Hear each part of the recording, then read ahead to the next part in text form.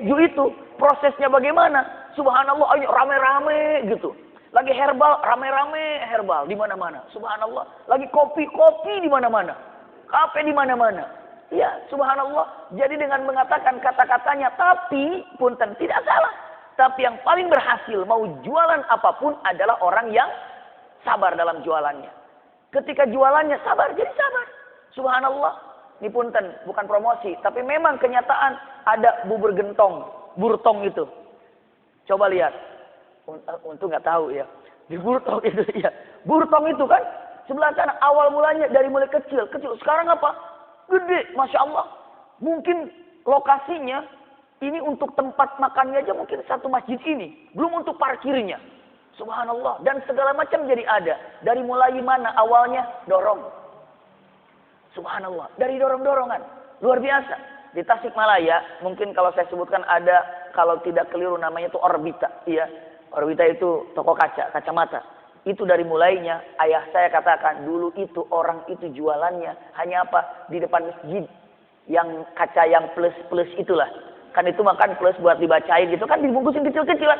Sekarang apa? Tidak ada toko optik yang terbesar di Tasikmalaya kecuali itu. Kenapa dia bisa sukses? Jawabannya apa? Sabar.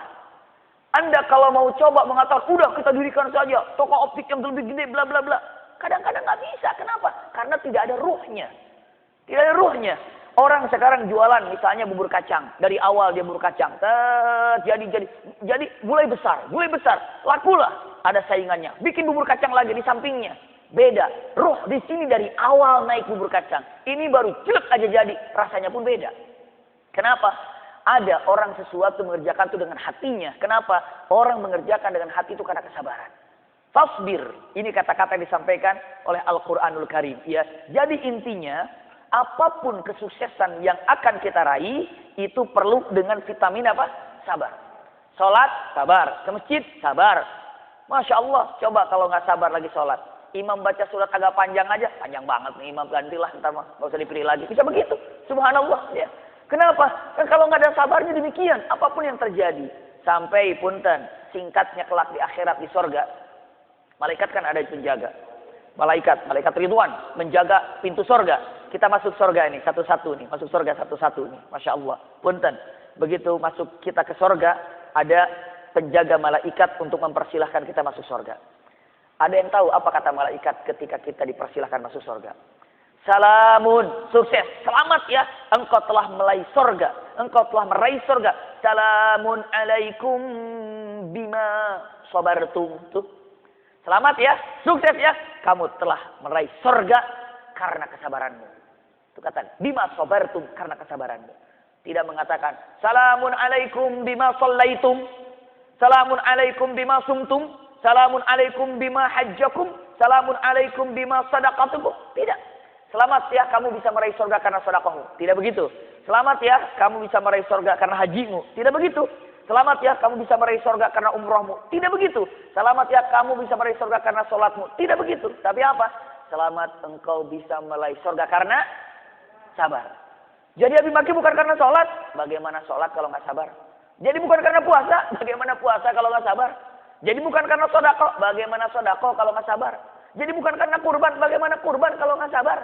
Jadi bukan karena majelis ta'lim. Bagaimana duduk di majelis ta'lim kalau nggak sabar? Jadi intinya adalah sabar. Lihat buktinya. Fasbir inna wa'dallahi haqqa. Sabarlah karena dengan kesabaran itu Anda akan meraih janji Allah. Dan janji Allah itu tepat adanya. Hak adanya. Nggak mungkin salah. Kalau bahasa kerennya. Nggak mungkin mislek gitu ya. Tahu mislek? Mislek tahu nggak apa mislek itu? Bergeser dari tujuannya. Mislek gitu. Jadi ini kalau ini di sini dibidik gitu. Nggak kena. Nah ke samping itu mislek tuh. Itu mislek. Mislek itu bahasa. Ternyata mis itu bahasa ini ya. Bahasa Inggris ya. Bahasa Sunda dan bahasa Inggris.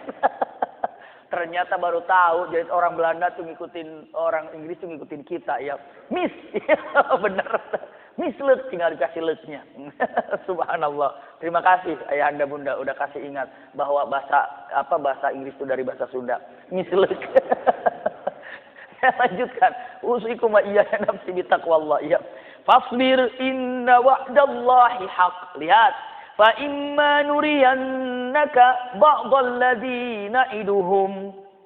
Dan aku perlihatkan kepadamu ya Rasulullah sebagian janjiku, yakni adalah ingin menghancurkan, ingin binasakan orang-orang kafir yang menghinamu. Bukankah aku sudah sampaikan ya Rasulullah, dan untuk kita juga, orang kafir itu bisa diazab di dunia, bisa jadi. Bisa jadi diazab di dunia. Ataupun orang yang tidak taat kepada Allah bisa jadi diazab di dunia, bisa jadi. Bisa jadi diazab itu bukan hanya di akhirat saja. Maka di sini dikatakan fa imma nuriyannaka ba'dal ladzina iduhum. Bahkan aku bisa saja dan aku lihatkan kepadamu ya Rasulullah sebagian dari janjiku kepada mereka orang-orang kafir dengan cara mereka diazab di dunia. Dengan cara apa? Terbunuh sadis, terbunuh wafat punten di perang apa? Perang Badar. 70 perang Badar. 70 orang kafir perang Badar. Subhanallah. Mereka mati di perang Badar dan mereka ini melepaskan nyawanya di perang Badar, dan ini bagian daripada azab yang Allah berikan ataupun janji yang Allah berikan kepada dia. Itu baru di dunia. Iya. Ba'dal ladzina iduhum au natawaffayannaka fa ilaina yurja'un. Atau engkau punten tidak bisa melihat mereka karena engkau wafat duluan. Ada mungkin orang kafir yang Rasulullah sudah wafat, orang kafir itu masih ada dan tidak beriman. Tapi tenang, mereka juga akan kembali kepada Allah. Berarti dihabisinnya, diazabnya di mana? Di akhirat. Seperti itu. Di dunia ada yang kena azab. Di akhirat pun ada yang kena azab. Demikian adanya. Punten. Yang paling cepat, yang paling banyak kena azab di dunia. Subhanallah. Itu diantaranya uququl walidain. Uququl walidain itu apa? Durhaka kepada orang tua. Siapapun yang mudah-mudahkan yang durhaka kepada orang tua, azabnya itu bukan hanya di akhirat, di dunia aja bisa cepat. Di dunia bisa datang ketika orang itu diazab di dunia. Ataupun durhaka kepada orang tua, azabnya bisa dirasakan di dunia. Na'udzubillah. Bahkan ada lagi saya ingin sampaikan, kalau kena azab itu kan, siksaan itu kan, bisa di dunia dan bisa di akhirat. Ya, bisa di dunia dan bisa di akhirat. Kalau di akhirat sudah tahu itu adalah neraka.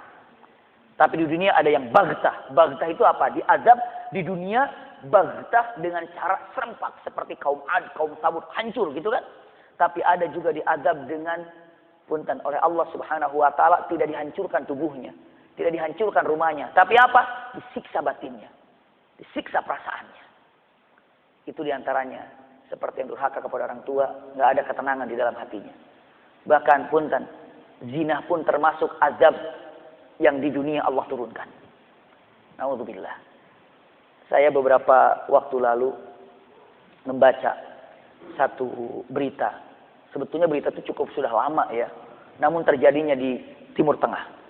Terjadinya di Timur Tengah. Simak baik-baik ini. Azab sampai dia sendiri yang menyampaikan tapi tidak menyebutkan namanya. Lalu dia sengaja menyampaikan ini untuk menjadikan pelajaran bagi siapapun kita yang mendengarnya agar tidak terjadi dengan seperti itu. Dia mengatakan azab yang berzina di dunia sudah turun dan diturunkan. Bagaimana azabnya? Saya kira azabnya apa? Kayak dulu rahasia ilahi gitu, terbang apa namanya kerandanya atau dijungkir apanya segala macam. Ternyata saya pikirnya azabnya apa? Ternyata azabnya dahsyat. Begini, ya, seorang laki-laki. Laki-laki ini senang terhadap seorang wanita, lagi kuliah. Maka terjadilah punten zina antara laki-laki dan perempuan tersebut. Lalu perempuan itu hamil. Saat perempuan hamil, dia cerita kepada ayahnya. Lalu ditanya, siapa yang telah membuat hal ini? Jawab, fulan. Datanglah ayahnya. Ditanya, ini anakku hamil oleh kamu. Kamu harus bertanggung jawab. Lihat laki-laki ini mengatakan, saya tidak kenal dengan putrimu. Saya tidak kenal dengan putri Anda, itu saya tidak kenal. Dan cek dengan siapa dia hamilnya, karena saya tidak tahu. Dan saya tidak terasa. Dan saya tidak tahu dan saya tidak merasa. Dan saya tidak kenal dengan anakmu itu. Dia pergi. Bahkan pindah kuliahan laki-laki itu. Punten. Na'udzubillah. Baru saja kira-kira 6 bulan kejadiannya. Tiba-tiba didapati ibunya sedang menangis di rumahnya. Ada apa bunda? Ada apa bunda? Ibunya mengatakan, adikmu hamil. Adikku hamil karena adiknya perempuan. Siapa yang telah melakukannya? Fulan.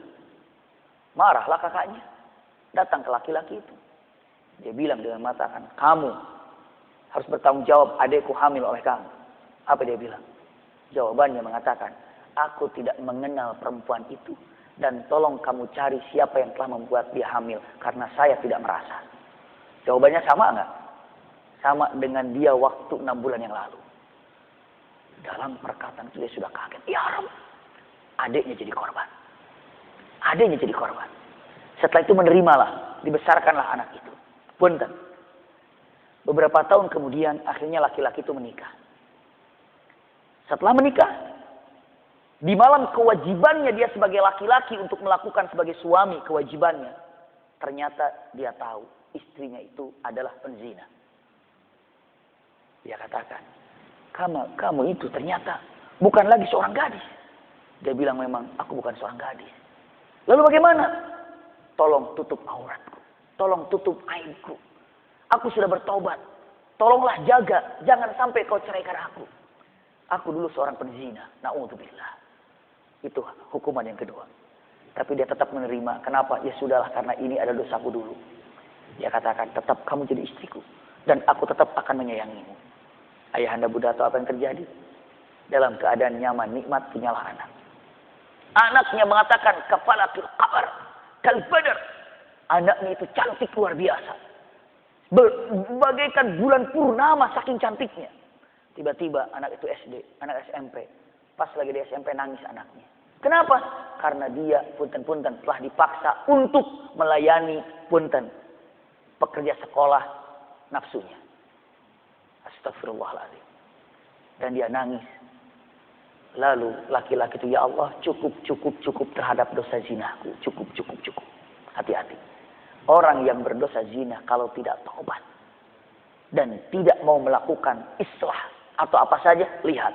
Azabnya bertubi-tubi dari Allah Subhanahu wa ta'ala. Bukan diazab, dihancurkan rumahnya, dirinya dikasih apa, tapi apa? Disiksa, digantung semua kehidupannya. Jadi kehidupannya itu nggak ada yang jejeg gitu. Punya istri demikian, punya anak jadi kejadian. Semua musibah bertubi-tubi. Makanya dengan mengatakan ini adalah janji Allah. Siapapun yang telah menzolimi orang lain atau melakukan dosa segala macamnya, pun tanpa taubat, lakukanlah apa yang dia kehendaki dengan mengatakan idza lam tastahi fasna ma syi'ta. Anda malu semua diketahui oleh Allah, tapi Anda tidak mau mentaubatinya, maka fasna ma syi'ta. Terserah Anda mau melakukan apa. Maka lihat ujiannya demikian. Ini terjadi dengan orang punten yang mana dosa ini terjadi kepada siapa saja. Tapi kalau tidak ditobati, lihat efeknya demikian. Azab bisa datang. Apa saja. Bahkan punten. Ada dalam hadis Rasul Shallallahu Alaihi Wasallam. Kalau tidak keliru, saya sudah menyampaikannya atau menulisnya, iya, dengan kata-kata yang sangat luar biasa. Ini perkataan yang disampaikan oleh Rasul Shallallahu Alaihi Wasallam. Ini azab. Rasulullah dengan tegas mengatakan. Ini hadis. Rasulullah mengatakan, "Idza fa'alat ummati 15 khislah halla bihal bala." Kalau umatku sudah menyaksikan dan melihat, bahkan mungkin jadi sebagai pekerjanya dari 15 perkara ini, maka musibah itu akan datang dari kiri kanan depan belakang. Apabila 15 perkara ini sudah nampak. Bala itu apa? Musibah. Bisa jadi wabah, bisa jadi hujan banjir, bisa jadi kemarau panjang, bisa jadi angin ribut, bisa jadi gempa, segala macam. Iya, Rasulullah mengatakan, apabila umatku telah mengerjakan 15 hal ini, maka bala ini bisa bertubi-tubi tibanya.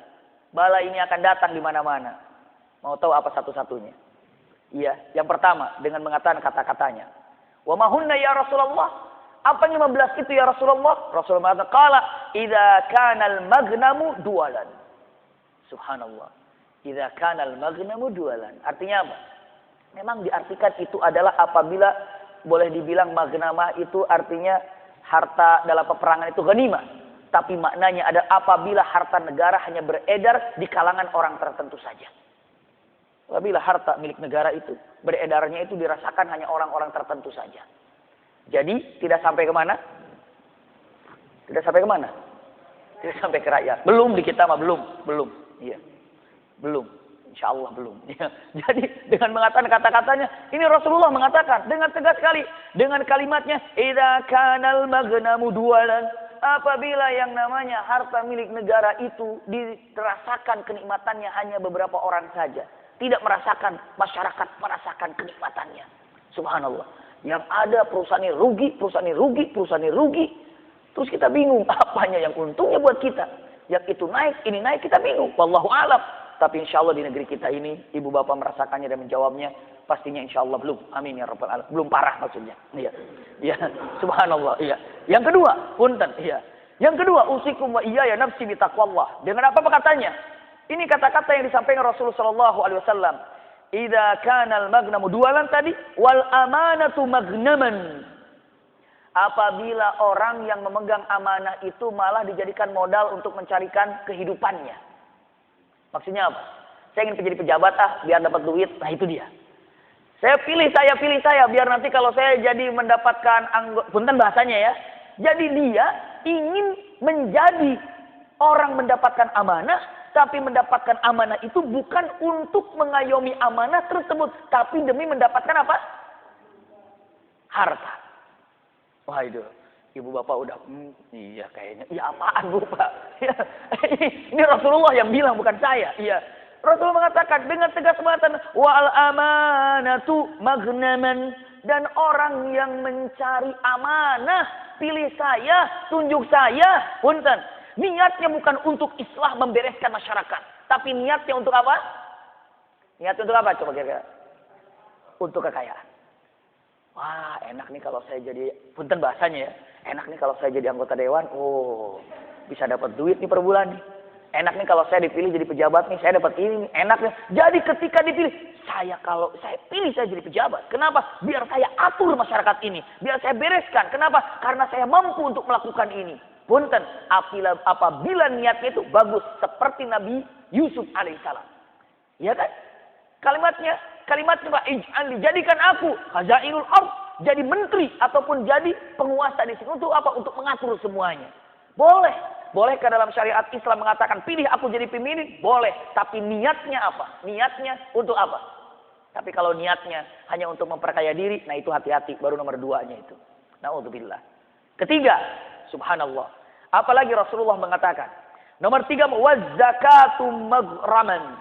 Banyak zakat yang diabaikan, diutang. Zakatnya nantilah. Zakatnya diakhirkan. Jadi banyak orang rumah belum dizakati, mobil yang dibeli belum dizakati, diutang terus zakatnya. Iya, beli apa belum dizakati, beli ini belum dizakati, belum ini belum dizakati. Subhanallah. Punten saya tanya, jangan-jangan rumah bapak, rumah ibu yang dibeli 10 tahun yang lalu, 15 tahun yang lalu belum dizakati. Tolong cek. Jangan-jangan harta warisan yang didapatkan belum dizakati. Jangan-jangan kendaraan yang ibu beli, yang bapak beli belum dizakati. Jangan-jangan handphone yang dibeli harganya puluhan juta itu belum dizakati. Jangan-jangan kemarin ganti mobil itu belum dizakati. Jangan-jangan ibu pusing, bapak pusing. Aduh, iya ini kayaknya nih musibah gara-gara saya ini zakat belum dikeluarkan. Subhanallah. Coba kalau satu komplek nih semuanya zakatnya dikeluarkan, lalu dikumpulkan di RT saja misalnya. Lalu RT-nya mencari siapa yang kurang mampu, makmur ini semuanya. Makmur semuanya. Subhanallah. Coba bayangkan aja. Kalau semua ini rumah ini semuanya, ayo pengumuman, rumah-rumah yang waktu dibeli belum zakati, tolong zakatnya cicil. Misalnya, waduh rumah saya harganya sekian, dulu belinya ya, berarti zakatnya insya Allah sekian. Waduh boleh nggak cicil seminggunya 10.000? Boleh. Untuk zakat aja setiap rumah, misalnya 10.000 ada berapa rumah itu? Cukup itu, lumayan itu. Aduh zakat saya misalnya ternyata zakat saya 60 juta ini misalnya. Waduh, saya cicilnya udahlah dalam sebulan atau seminggu saya cicilnya 50.000. Cicil 50.000, kumpulkan untuk zakat rumah yang ada di sini. Masya Allah, ini ada di Blok L. kumpulkan. Pak udah zakat. Apa dia bilang? Nggak usah lah. Pasti begitu. Iya. Bayangkan kalau seandainya zakatnya demikian. Belum lagi di tempat lain. Rasulullah mengatakan kalimat wa zakatu maghraman. Dan punten dikatakan maghraman. Ya. Maghraman itu artinya dan zakat dijadikan apa? Boleh dibilang dijadikan apa? Ya gharama ataupun dijadikan tunggakan. Ya nanti. Subhanallah. Ataupun ada lagi para ulama mengartikan dan zakat itu dijadikan seperti pajak, denda. Ya. Jadi ketika mengatakan kan ada pajak sama zakat sama apa enggak? Beda apa enggak? Beda. Kenapa? Ya jelas beda. Kalau zakat mah penerimanya sudah ditentukan. Kalau pajak penerimanya buat siapa? Tidak ditentukan. Iya, dari segitu aja beda. Maka untuk zakat karena kita hidup bernegara, silakan bayarkan zakatnya. Tapi untuk pajaknya. Tapi kalau zakat punten sebagai mukminat dan membawa berkah, insyaallah. Mau berkah yang sangat luar biasa. Ini dia, ya. Baru berapa itu? 3. Keempatnya dengan mengatakan wa ata'ar rajulu zaujatahu. Apabila banyak suami nurut banget sama istri, takut banget sama istri. Iya. Baru Pak, iya mah, subhanallah. Iya. Takut banget. Kenapa? Apabila sudah terjadi seperti itu. Maksudnya apa? Wibawa suami tidak ada di depan istri. Gara-gara apa? Mungkin gara-gara istri lebih banyak berpenghasilan daripada istri. Istri lebih banyak penghasilan daripada suami. Punten, walau bagu wa ata'ar rajulu zaujatahu kata Rasulullah. Nanti di akhir zaman banyak sekali dan apabila hal ini terjadi, istri menguasai rumah. Makanya dengan mengatakan Abi Maki bagaimana caranya biar saya tidak dikuasai. Misalnya oleh istri. Bapaknya harus lebih hebat daripada istri. Suaminya harus lebih kuat daripada istri. Kenapa? Apa penyebabnya? Rata-rata penyebabnya dengan mengatakan laki-lakinya. Punten bahasanya. Karena laki-lakinya tidak punya tanggung jawab. Dikatakan ar-rijalu qawwamuna 'alan nisa. Gitu kan? Laki-laki itu punten di atas perempuan. Dari tanggung jawabnya. Dari kekuatannya. Ini terkadang zaman sekarang lebih banyak punten perempuan yang sibuk untuk kesana kemari, pontang-panting kesana kemari mencari nafkahnya, laki-lakinya santai. Bagaimana akan ada wibawa seperti itu? Maka ketika mengatakan wa ata'ar rajul zaujatah, artinya apa? Maka banyak wanita lebih sibuk daripada laki-laki. Itu intinya. Banyak peranan wanita mengambil daripada peranan laki-laki. Subhanallah. Kan gak etis mengatakan, mana suamimu? Lagi ngasuh anak, astagfirullahaladzim. Kamu lagi, saya kerja. La haula wala quwata illa billah. Ini sudah dikatakan. Lihat, masuk selanjutnya. Wa aqqa ummuh. Punten. Dan banyak yang durhaka kepada ibu. Banyak durhaka kepada siapa? Ibu. Subhanallah. Ini dia. Jadi sama ibunya banyak yang durhaka. Yang uququl walidain. Kata siapa? Ini Rasulullah. Nomor berapa itu? Baru 5 ya. Wa aqqa ummuh. Selanjutnya. Wa barra sadiquhu. Tapi punten, dia ini care, senang, hormat sama teman-temannya. Tapi sama ibunya tidak. Ada udah banyak sekarang kayak gitu. Dipanggil ibunya, "Nak." "Ya, mah." "Nak." Lama sebentar. Begitu dari temannya. "Aku udah di bawah." Lari langsung ke bawah dia. "Aku tunggu di depan." Langsung ke depan. Lagi jalan, ditelepon. "Oh, mama." Nggak diangkat. Begitu telepon dari anaknya baru diangkat. Dari temannya baru diangkat. Astagfirullahaladzim. Coba bagaimana itu? Dia lebih menghormati temannya ketimbang ibunya. Ini akan terjadi kata Rasulullah. Dan apabila sudah terjadi begini, siap-siap bala turun. Siap-siap musibah datang. Kanan, kiri, depan, atas bagaikan udara yang kita bisa menghirup di mana-mana. Semua jadi musibah. Bala. Jadi musibah. Na'udzubillah. Coba renungkan hal ini. Oleh kita semuanya. Iya. Ini janji Allah. Pasti inna wa'dallahi haq. Ayatnya tadi digambarkan. Iya. Untuk orang-orang yang tidak mengikuti syariat daripada Allah. Syariat daripada Al-Quran dan Sunnah. Demikian adanya. Selanjutnya. Punten. Wajafa abah. Apa wajafa abah? Nomor berapa ini wajafa abah? Ini nomor 7. Iya. Nomor 7. Wajafa abah. Kalau tadi kan durhaka kepada ibu. Kalau wajafa abah, punten-punten cuek sama bapaknya. Cuek. Bapaknya perlu apa, diam. Bapaknya dibiarkan aja. Wajafa apa. Ke ibunya, punten, berani menghardik, berani mengatakan ah, berani mengatakan berani matanya melotot, berani menjawab apa yang dikatakan ibu, itu kepada ibu. Tapi kepada bapaknya, cuek, dibiarin aja. Bapak terserah mau ngomong apa, biarin aja, biarin aja. Wajafa abah. Tapi sama temannya apa? Setia. Sama temannya, luar biasa. Subhanallah. Berapa banyak ibunya nelpon, bapaknya nelpon, nak sini, bapak lagi perlu. Nggak enak nih lagi kumpul sama teman-teman. Astagfirullahaladzim. Berapa banyak di antara anak, orang tuanya perlu, ibunya perlu, ayahnya perlu, tapi anaknya punya acara bersama teman-temannya. Dan dia pergi memilih bersama dengan teman-temannya. Astagfirullah. Mengerikan sekali. Dan ini Rasul bilang apabila sudah terjadi demikian, waduh, ini bala itu apa, bencana itu akan turun kemana-mana. Ini baru nomor 7, kayaknya semuanya ada ya. Jangan-jangan di rumah kita lagi adanya. Astagfirullahaladzim. Ini dia, mengerikan sekali ya. Nomor 8, sekarang apa?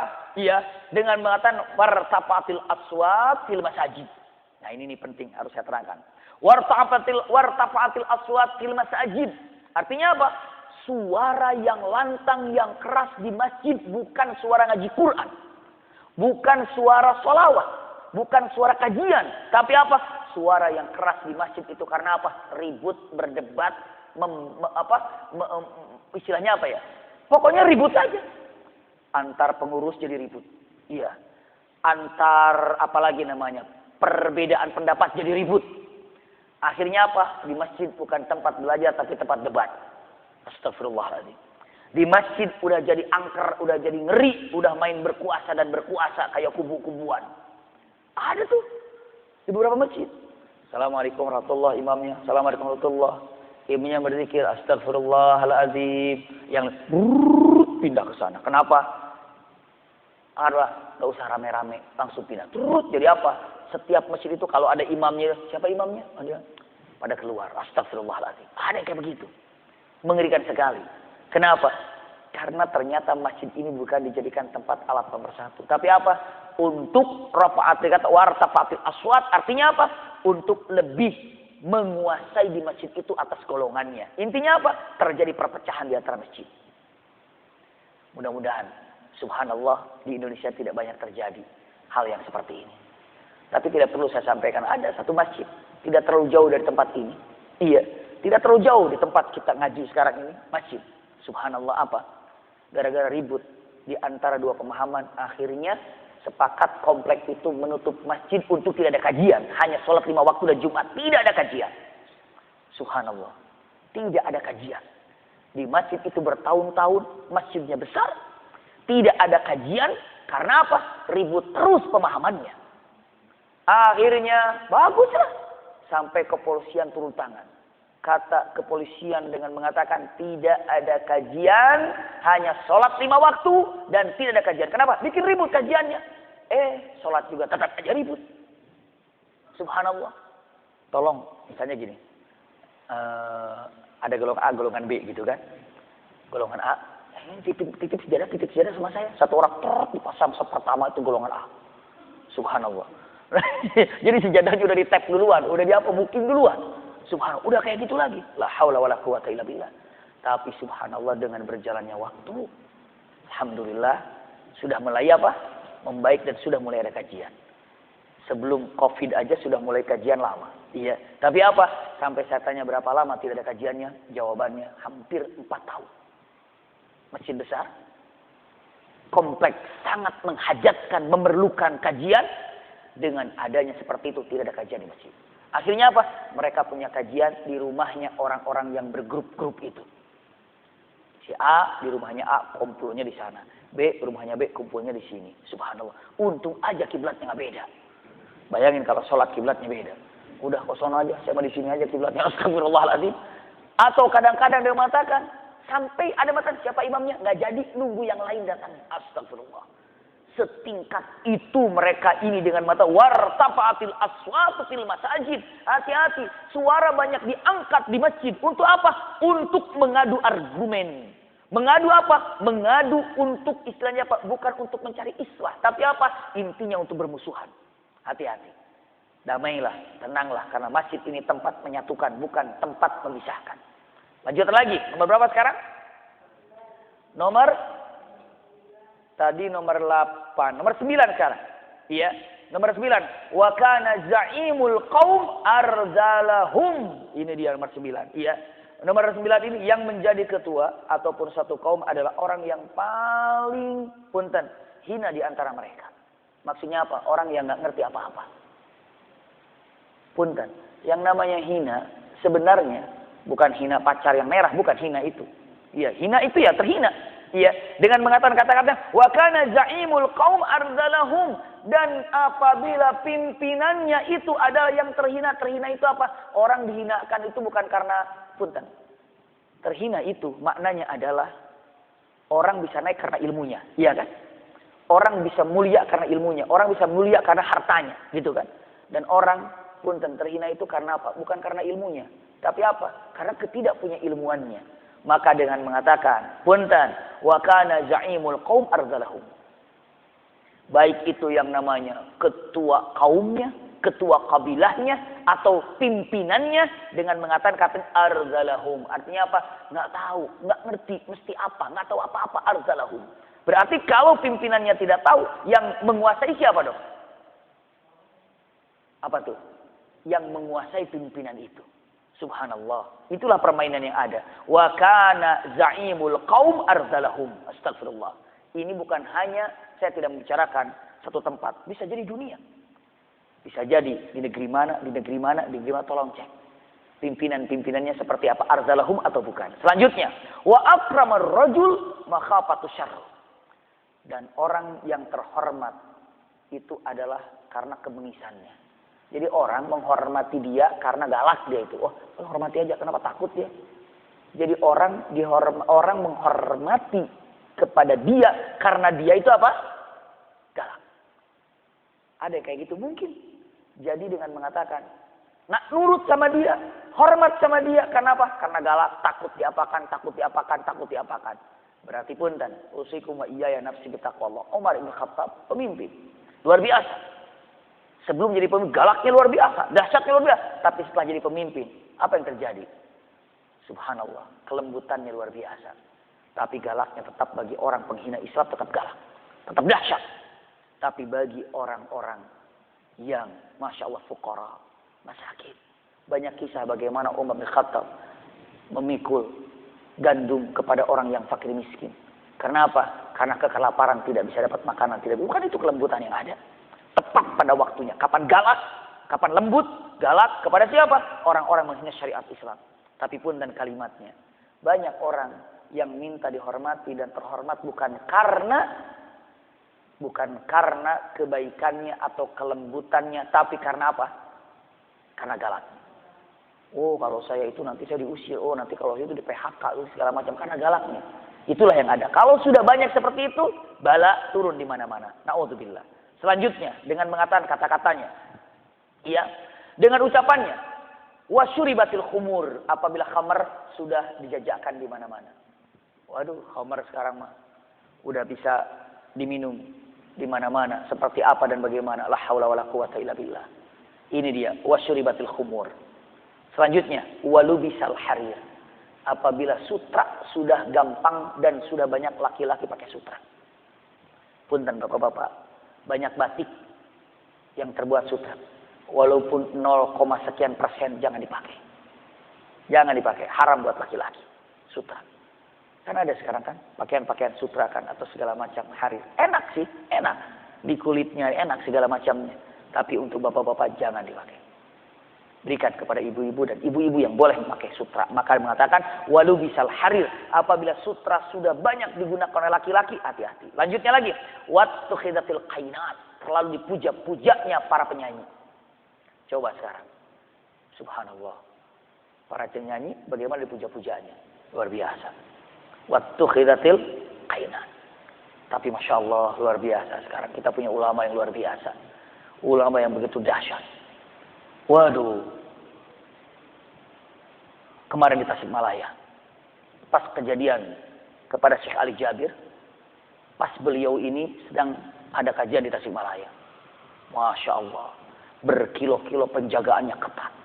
Dan tidak pernah terjadi penjagaan kepada ulama seperti itu. Di Indonesia ini. Ketat.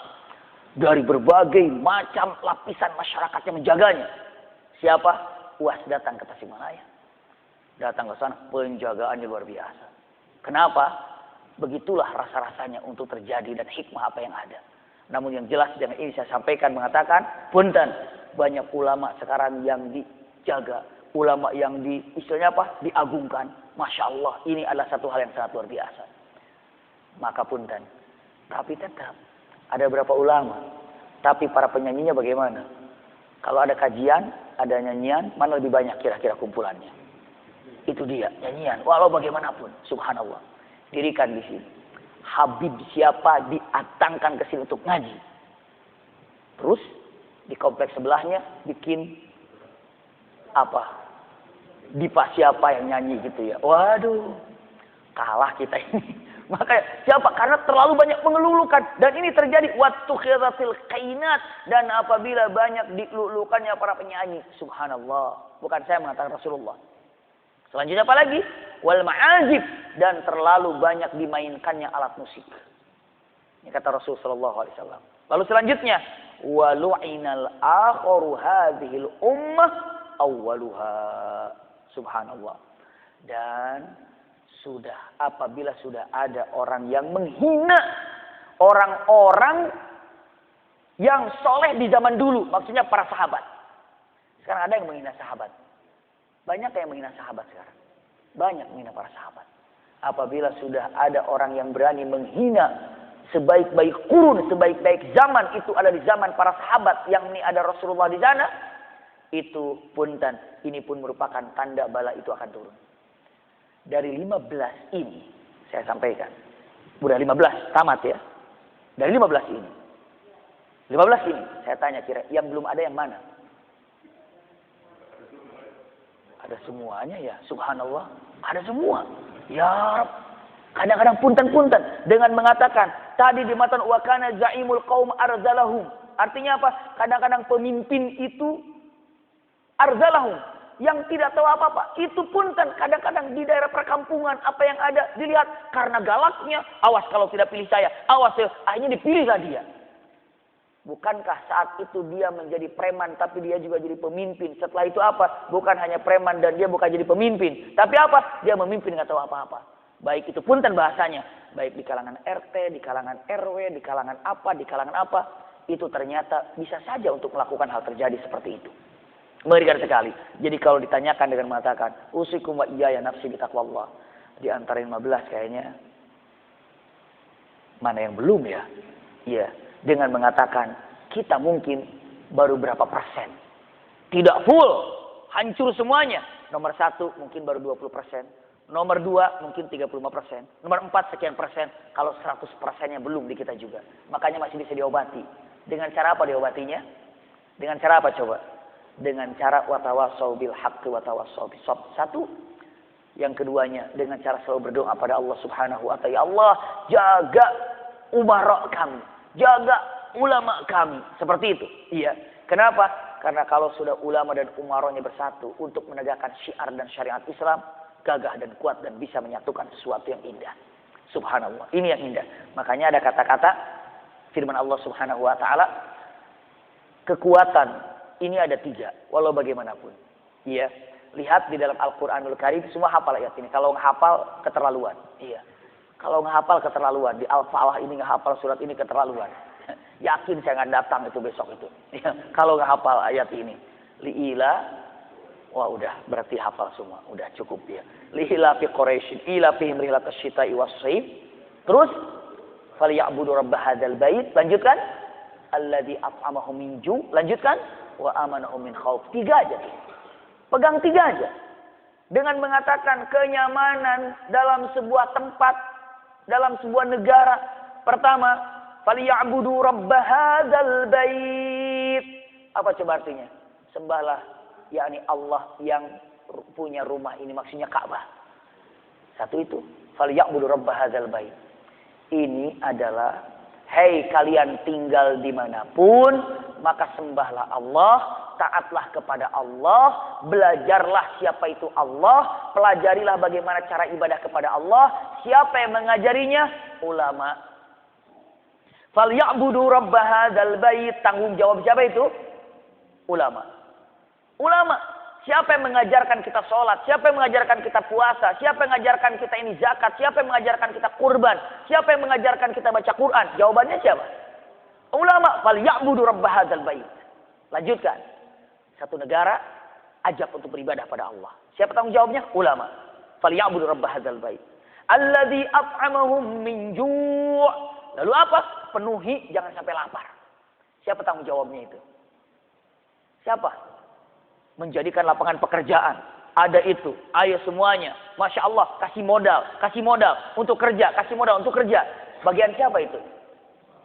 Agnia, orang-orang kaya. Orang kaya. Datang. Pak, saya pengen jualan. Tolonglah pinjemin duit untuk modal. Nih. Pak, saya ini. Nih. Masya Allah. Ini tanggung jawab siapa? Agnia. Agnia. Subhanallah. Coba sekarang cek pesantren-pesantren yang ada. Masjid ini didirikan. Punten, pakai apa kira-kira? Pakai uang. Dari siapa? Agnia. Masya Allah. Dua, double di situ. Dengan mantar satu, ulama, ulama, ajarkan mereka untuk ibadah pada Allah. Agnia, urus perutnya. Iya, agnia, ajarkan mereka berdagang. Alladzi at'amahum wa amanahum min khauf, dan amankan tempat itu, jangan sampai ada pencuri, jangan sampai ada menipu. Itu urusan siapa itu? Yang mengamankan seperti itu biar tenang. Siapa? Tugasnya siapa? Umar, pejabat, Umar. Subhanallah. Jadi kalau dengan matan ulama ajarkan ibadahnya. Agnia bereskan ekonominya. Umaro amankan tempatnya. Masya Allah. Coba kalau tiga ini di Indonesia bersatu, kira-kira bagus apa enggak tuh? Dan karena Allah Subhanahu wa taala semuanya. Karenanya semua Allah, karena Allah Subhanahu wa taala. Bersatu tiga ini luar biasa. Enggak usah jauh-jauh dulu, satu kompleks saja ini. Satu kompleks ini saja. Di blok L saja. Agnianya, umaronya, ulamanya nyatu jadi satu kompleks ini, Masya Allah. Agnianya, ayo agnianya kumpulkan. Mana yang kurang-kurang? Ayo kita pasok, kita kasih modal untuk apa? Untuk jadi istilahnya apa? Untuk bisa bekerja. Masya Allah. Untuk bisa kerja. Ayo, dapatlah nafkahnya. Lalu apa lagi dimatakan? Ulamanya ajarkan mereka ibadah. Agnianya kasih modal. Kasih ketenangan. Punten. Biar santai, biar tenang. Biar aman dalam perdagangannya. Oleh siapa dijawabnya? Oleh Umaro. Masya Allah. Tiga ini kalau bersatu, aman. Itulah yang ada dalam Al-Quranul Karim sesungguhnya. Maka usikum wa iyaya nafsi bitaqwallah. Ini yang harus kita simak. Dan ini harus kita lihat. Kembali lagi. Jadi tadi dengan mengatakan, punten. Karena ini penting untuk disampaikan juga. Agak memanjang. Tapi karena ini adalah penting buat kita. Agar kita bisa mengetahuinya. Jelas dengan fasbir. Sabarlah. Inna wa'dallahi haq. Sesungguhnya janji Allah itu pasti. Fa imma nuriyannaka ba'dal ladzina iduhum. Dan aku perlihatkan kepadamu ya Rasulullah orang-orang yang telah mengingkari Allah, yang telah memusuhimu. Lihat, aku jadikan mereka rusak dan terpedaya dan hancur. Di mana? Di muka bumi ini. Dan engkau lihat ya Rasulullah, mereka terbunuh di perang Badar ini. Au natawaffayannaka fa ilaika yurja'un. Subhanallah, fa ilaina yurja'un pun, dan dengan mengatakan, atau jika engkau tidak sempat melihat mereka karena engkau sudah wafat duluan, tenang, mereka yang kafir itu akan kembali kepadaku, berarti aku akan azab di mana mereka? Di akhirat. Ini ada janji Allah Subhanahu wa taala. Tadi memanjang yang namanya azab di dunia itu kan bagi orang-orang kafir, ini contohnya di perang Badar 70 mati. Dan ternyata azab ini bisa terjadi di zaman kita pun. Tadi saya sampaikan yang durhaka kepada orang tua, berbuat dosa, salah satunya contohnya tadi zina. Azab itu bukan hanya dihajar, dihancurkan seperti kaum Ad dan kaum Samud, tapi apa? Digantung kehidupannya, serba menyakitkan, serba menyedihkan. Coba cek, kenapa begini? Kenapa begini? Jangan-jangan ada dosa yang tidak ditobatinya. Dan punten, saya sampaikan tadi, Rasulullah mengatakan apabila ada 15 hal terjadi di satu tempat, di umatku banyak ya, umatku berarti apa? Dunia. Apabila sudah terjadi di umatku 15 perkara, maka punten, yang namanya bala akan datang bertubi-tubi. Itu sampaikan. Lalu ayat 78-nya, walaqad arsalna rusulan min qablika minhum man qasasna 'alaika, ya. Wa minhum man lam naqsus 'alaika. Wa ma kana lirasulin ayyatiya bi ayatin illa biiznillah. Fa idza jaa amrullah qudiya bil haqqi wa khasira hunalika mubtilun. Hunalikal mubtilun. Ini adalah hampir sama dengan keterangan sebelumnya. Jadi Allah telah turunkan para nabi sebelum engkau ya Rasulullah, dan ada nabi-nabi yang diceritakan dan ada nabi-nabi juga yang tidak disampaikan karena banyak nabi itu. Tapi ya, beberapa orang yang berjumpa dengan nabi yang mana nabi ini telah Allah berikan mukjizat atas izin Allah, mukjizat, iya, lalu telah memberikan qudhiya bil haq, hukum yang benar, tapi mereka banyak yang tidak mengikutinya. Maka yang tidak mengikuti hukum para nabi itu adalah orang-orang yang batil dan orang-orang yang merugi kelak di akhirat. Itu ya inti daripada nomor ayat 78 ini. Jadi sudah dari dulu ya Rasulullah, jika engkau merasa dicemoohkan, dicuekkan, bahkan diperangi oleh orang-orang yang tidak mengikutimu, dulu pun demikian. Nabi sebelum kau itu, nabi sebelummu ya Rasulullah, ada para nabi yang datang menyampaikan yang hak, bahkan datang dengan mukjizat yang Allah berikan kepadanya, tapi tetap saja mereka tidak beriman. Bahkan ketika ada masalah, para nabi dulu ikut dalam menyelesaikannya, memberikan hukum yang adil, tapi kekeh mereka tidak mau mengikuti peraturan itu, maka mereka merugi karena tidak pernah mengikuti daripada petuah ataupun pepatah Rasul sallallahu alaihi wasallam, seperti halnya dulu pun merugi karena tidak pernah mengikuti pepatah atau petuah para nabi yang sebelumnya. Ini ayat di ayat 78. Ayat 79-nya, Allahul ladzi ja'ala lakumul an'ama litarkabu minha wa minha ta'kulun. Insyaallah yang akan datang kita masuk di ayat 79 insyaallah, ya, berkaitan dengan tiba-tiba Allah menceritakan tentang binatang-binatang yang kita bisa manfaatkan, baik itu dagingnya, baik itu tenaganya, baik itu apalagi lah untuk binatang itu, bulunya terkadang bisa digunakan. Jadi banyak binatang yang berfaedah untuk kita dan bisa dimanfaatkan, dan itu adalah bagian daripada rizki yang Allah berikan kepada kita. Ya, ini saja ayahanda bunda yang dapat saya sampaikan. Mudah-mudahan ada manfaatnya. Insyaallah semua yang disampaikan ada manfaatnya. Jazakumullah khair. Ala husni istimaikum. Lakum minni al-hubbu wa du'a. Wassalamualaikum warahmatullahi wabarakatuh. Sama-sama kita tutup dengan kafaratul majlis. Subhanakallahumma wa bihamdika asyhadu an la ilaha illa anta astaghfiruka wa atubu ilaika. Alhamdulillah.